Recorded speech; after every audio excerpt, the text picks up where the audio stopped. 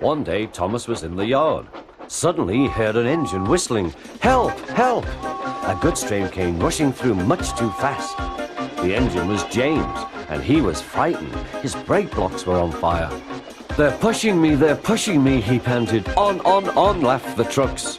Still whistling, help, help! Poor James disappeared. James's driver and fireman were feeling him all over to see if he was hurt. Never mind, James, they said. It wasn't your fault. He rushed into a tunnel thinking how clever he was, but there was trouble ahead. Cinders and ashes, said Thomas. I am stuck. And he was. He was too tired now to care where he went. I want to stop. I want to stop. I have stopped.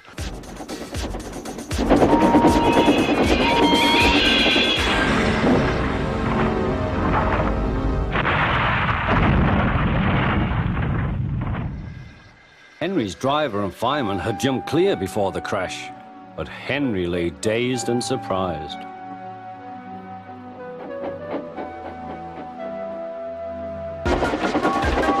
Through the station they thundered. Disaster lay ahead.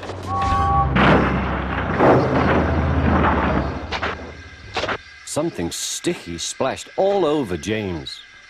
He had run into 2 tar wagons and was black from smoke box to cab.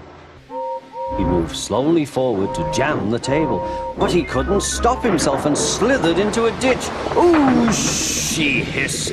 Get me out! Get me out! Pumping the trucks fiercely, he jerked his driver off the footplate and followed them into the siding. Come back, yelled his driver. Fire and smoke, said Thomas. I am sunk. Those buffers don't look very safe to me. The last load poured down. Help! I'm choking, cried Thomas. Get me out! Percy was worried, but he couldn't help laughing. Thomas's smart blue paint was covered in coal dust from smoke box to bunker. Ha ha, chuckled Percy. You don't look really useful now, Thomas. You look really disgraceful. I'm not disgraceful, choked Thomas. Suddenly, Percy found that he couldn't stop. The buffers didn't stop him either. Oh, wailed Percy, help! The buffers were broken and Percy was wheel deep in coal. As Edward clanked by, they broke through the fence and ran across the line. A coupling was broken and some trucks were left behind. Go on, they yelled, and bumped Percy's driver and fireman off the footplate. Oh, said Percy, sliding past the board. Percy was frantic. That's enough.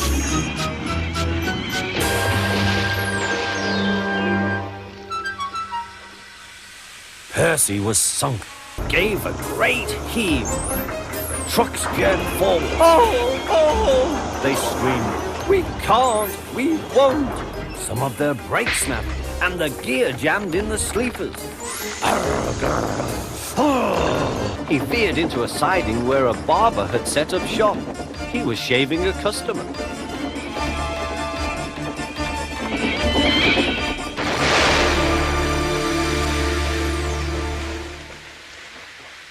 Until one day, Donald had an accident. The rails were slippery. He couldn't stop in time. The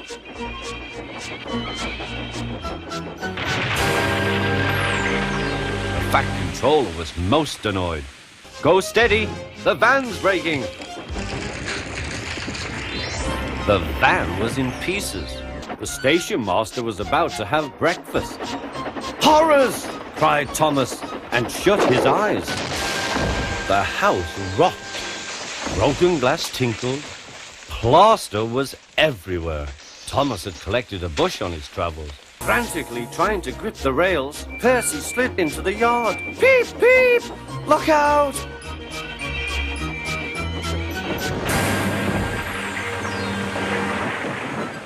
The brake van was in smithereens.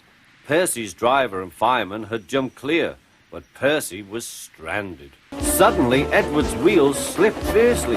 With a shrieking crack, something broke. The crew inspected the damage. Repairs took some time. "One of your crank pins broke, Edward," said his driver. "We've taken your side rods off. Now you're like an old-fashioned engine." But a broken cartload of lime lay ahead. Sam the farmer had just gone for help.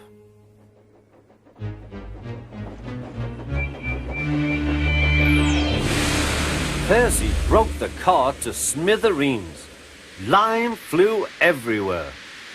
Then came trouble.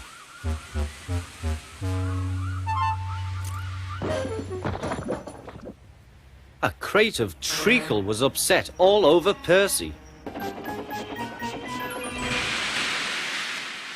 I mustn't be late, he thought. The Fat Controller is relying on me. Whistling bravely, Thomas tried to move, but he couldn't. There was worse to come. Poor Thomas was snowed under. But the porters didn't hear him either. Boxes and bags burst everywhere.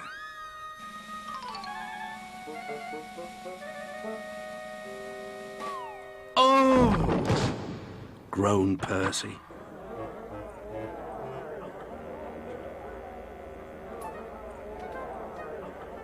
Sticky streams of jam trickled down Percy's face.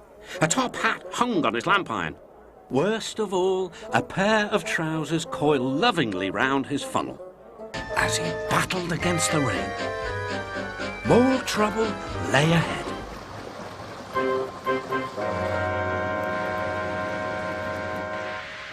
"Oh," hissed Percy. Gordon thought it wanted to push him off the bridge. "No, you don't," he said firmly. But the wind had other ideas. It curled around his boiler, crept under his loose dome, and lifted it off and away into the valley below. Gordon was most uncomfortable. But just ahead was a stretch where the hot sun had bent the rails on the track.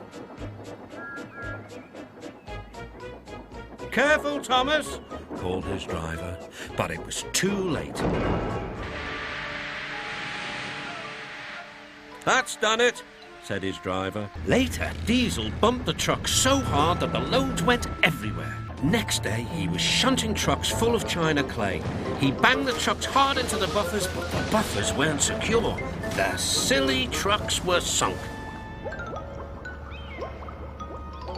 "Slow down," called Thomas's driver, and applied the brakes.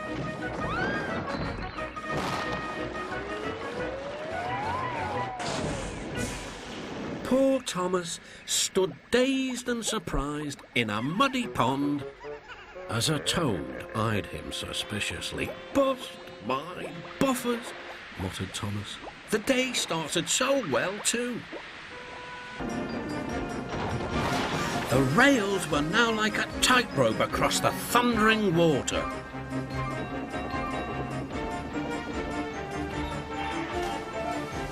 "Stop! Stop!" cried Toby. His driver fought for control. They came nearer and nearer to the bridge. The driver braked hard. Toby stopped, still on the rails, but with his wheels treading the tightrope over the abyss. Then there was trouble. The beehive fell and broke open. The station cleared like magic. James heard a familiar buzzing. The bees were too cold to be cross, so they buzzed around the fireman hoping he'd mend their hive. But he didn't understand, nor did his driver. So the bees turned to James. His boiler was nice and warm. "Buzz off! Buzz off!" hissed James. One bee burnt his foot. "Ooh, ah, phew, phew." The bee thought James had burnt him on purpose.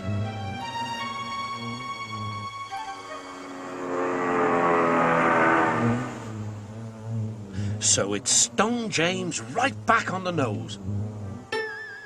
"Eee!" whistled James.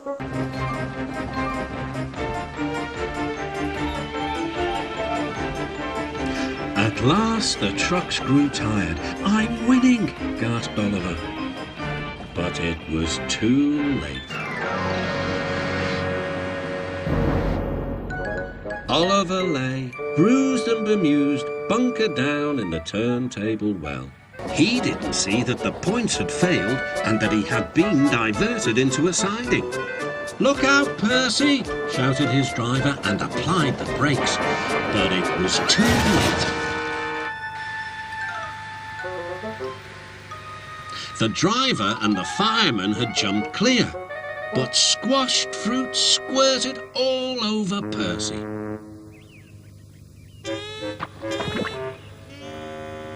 He rode roughly and often came off the rails.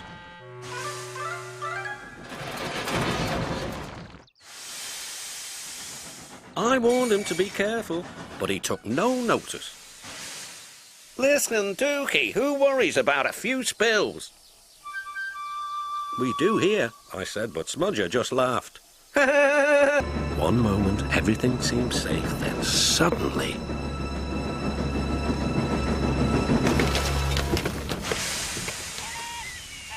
Falcon was derailed and hung dangerously over the edge.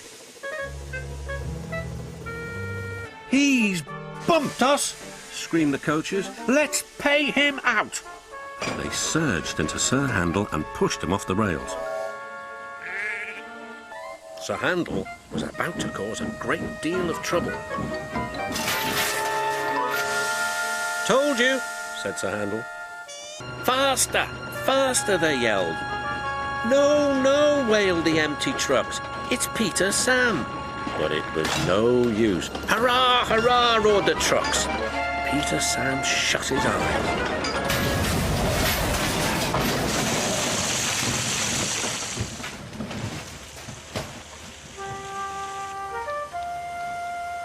Beep, beep.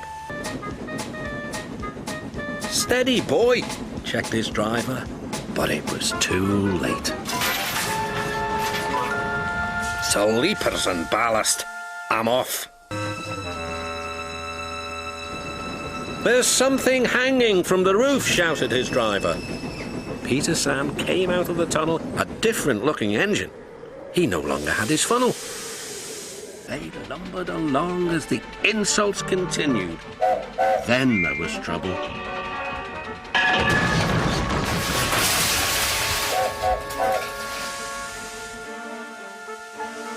"Ah!" cried Sir Handel. "That was your fault." "No, it wasn't. It was yours." He rolled proudly towards his coaches. Then it happened.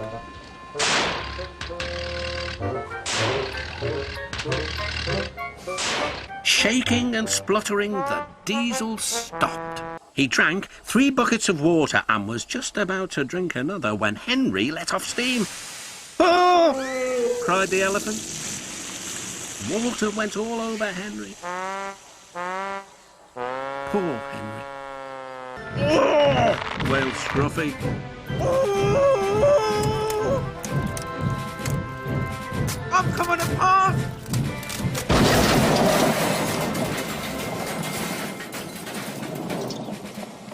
And he did. Then Thomas made his mistake. "Just like this," he boasted.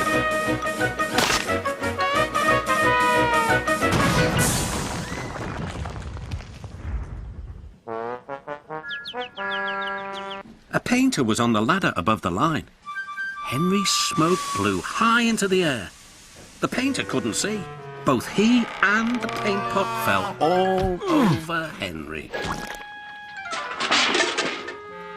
Poor Henry. "Well, you're not a pretty picture," sneered the painter. "There's no sign of a tail lamp," he puffed. He whistled, but there was no reply. Meanwhile, Henry had noticed something too. "My train's getting heavier," he thought to himself. "I'm slowing down." Then there was trouble.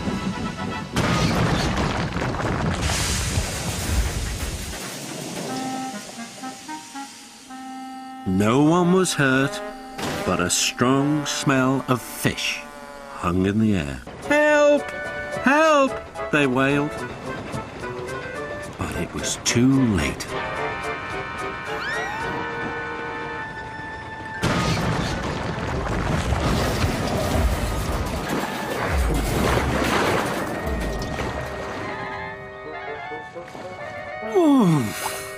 Cried Bulstrode. I'm sinking! Serves you right, giggled the trucks. You were always barging in and moaning. He was in a hurry and being careless. He propped his bike against Percy's mail truck and rushed away. Stop! Cried Percy, but Tom was out of sight. There was worse to come. Percy's driver hadn't seen the bike and he started away. Oh no! Cried Percy. Now there'll be trouble. And there was. Percy's driver quickly stopped the train. Everyone came running to the scene. Tom Tipper's bicycle was in pieces. When Cranky heard that the big engines agreed with him, he grew bossier still. Come on, push those trucks closer to me. But Percy was too upset to concentrate and pushed the trucks too far. Poor Percy. Cranky and the big engines were trapped at the docks. We're sure to be safe in this shed, said Duck. But he was wrong. The engines had no idea that they were about to be put in great danger by an old tramp steamer. It was out of control and running aground straight into the sheds.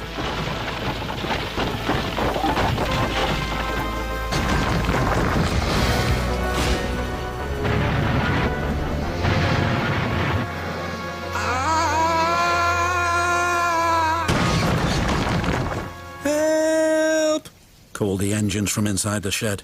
I can't, called Cranky pathetically. Pah, said Percy. He's back to bugging us. Don't move, you're still attached to Cranky. But it was too late. When Toby arrived, he saw the lorry from the quarry again. It was loaded with rock. That lorry's in trouble, thought Toby. And he was.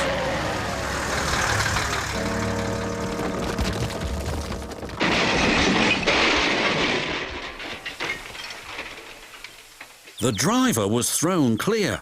Rotten roads, he muttered. Then Butch, the breakdown vehicle, arrived. He was towing the lorry from the flour mill. What happened? Asked Toby's driver. He was overloaded with flour, came the reply, and he broke down.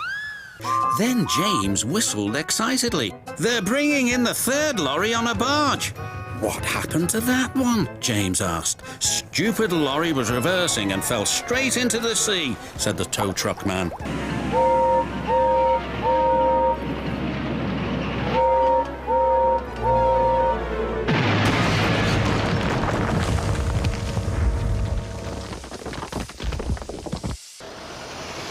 But Caroline didn't like going fast. I'm hot. My engine will overheat. And it did. Told you so, said Caroline sadly. Bother, bother. George was enjoying rolling along the lane, but not the Fat Controller. Oil splashed everywhere. Worse was to follow. Help! Cried George. Something snapped.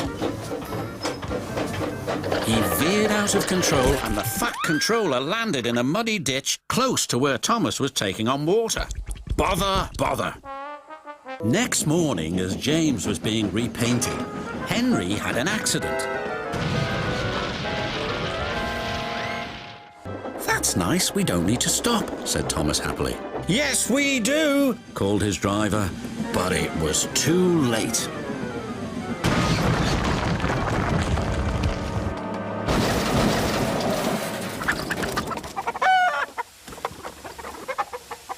Suddenly, he saw a truck on the line ahead. Get out of my way! But the truck wouldn't move. Until Gordon forced it. By accident. Percy charged at the line of trucks, too fast and too hard. Oh no! gasped Percy. The trucks broke free, but ran out of control to the mines below. On! on, faster, faster, the silly trucks yelled. Then there was trouble again.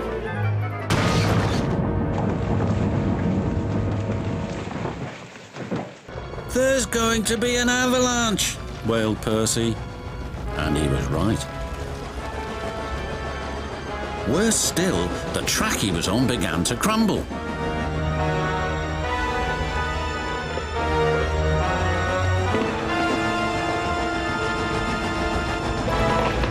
Then he remembered something he had seen earlier. There's a canvas barrier by the track. That might save us. They were just in time.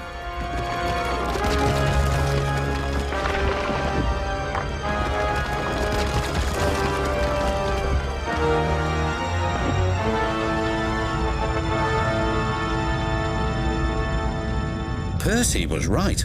The canvas did indeed save them, but the miners didn't know that.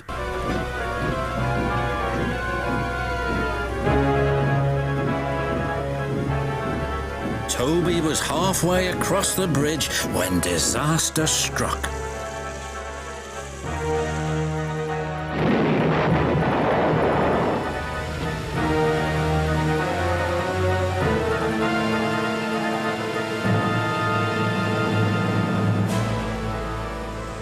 Help!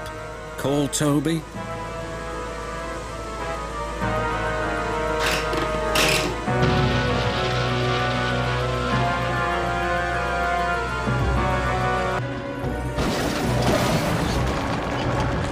Ahead was a landslide blocking the line. Henry braked hard, but the trucks hit some of the rubble and plunged into the ravine.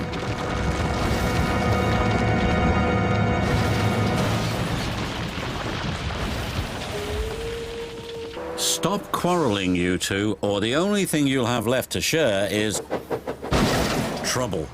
Silly, snapped Bill. Silly yourself, grumbled Ben. Come on, push harder, you silly diesel, shouted Ben. But the diesel couldn't push any harder. And then it happened. I'm overheating again. Oh, Pa! I'm going to be late for Henry at the docks. He won't like this. Please hurry up and... Thomas was rudely interrupted.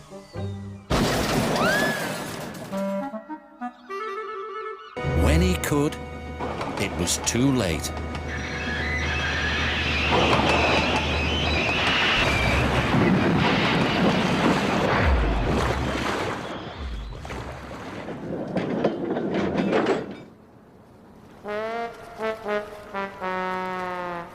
Meanwhile, James was enjoying himself.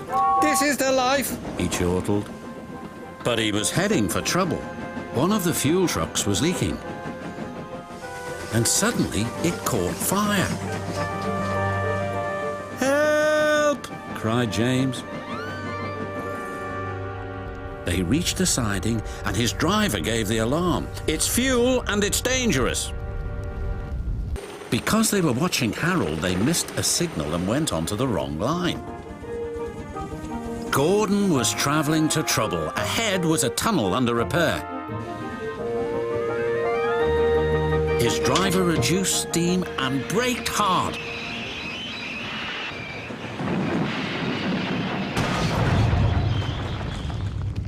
But it was too late.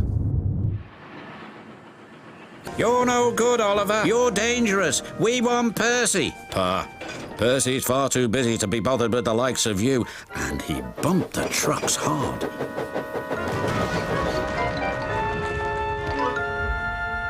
Disaster lay ahead.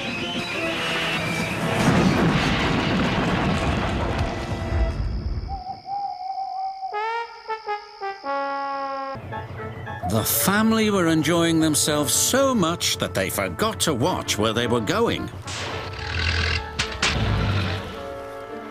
Botheration, said the Fat Controller. We're stuck. And they were. Suddenly, Toad found it all rather fun. But the fun was soon over. A crossing lay ahead and the gates were closed. Toad couldn't stop. Worse still, more danger lay ahead. Men were working on a bridge, but they had been warned about the runaway toad and his trucks. They diverted him onto old sidings, straight into a muddy pool.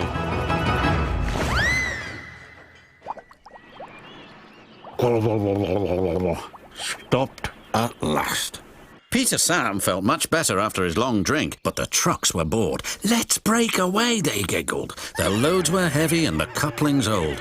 One snapped.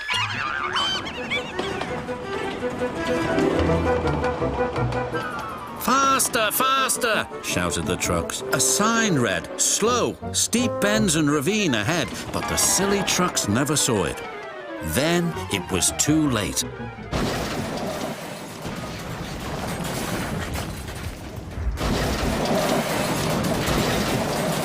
Peter Sam arrived at the scene of the disaster. His driver sighed. This was our fault, we didn't secure them properly. A long time ago, a little engine was returning home. It was a misty moonlit night. As the engine crossed the old iron bridge, he suddenly lost control and plunged over the side into the swamps below.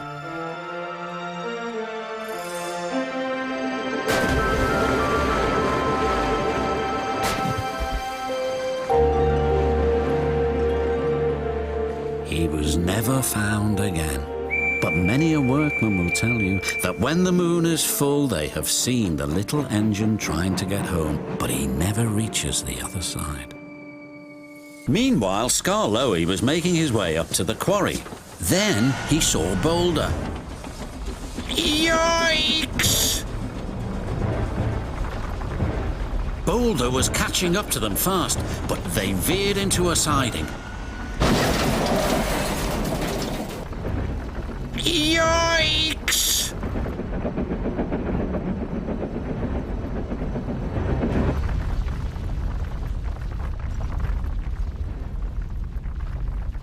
Rather a smash than a squash, sighed his driver.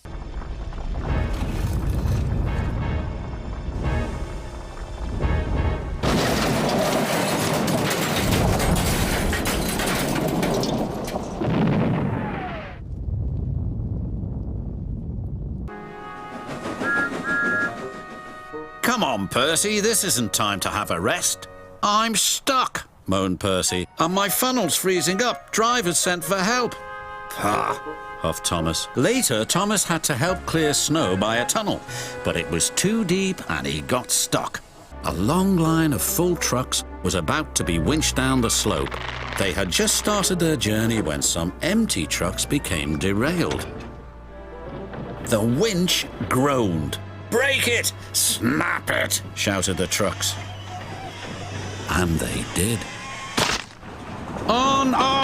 Faster, faster! They giggled. The snowbank and buffers will stop him, said a workman. But he was wrong. The trucks plunged into the ravine.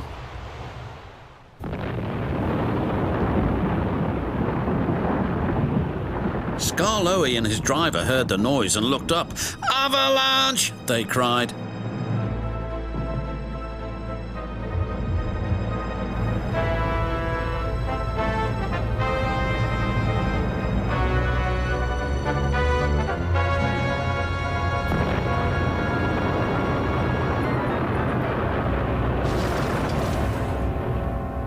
When the snow plume cleared, there was no sign of Skarloey. He was buried deep inside the high drift blocking the ravine. The men had just cleared the snow away from him when Gordon puffed by with his machine. Hey, look out, there's snow about, laughed Gordon. He stopped by the tunnel and wheeshed loudly. Then it happened.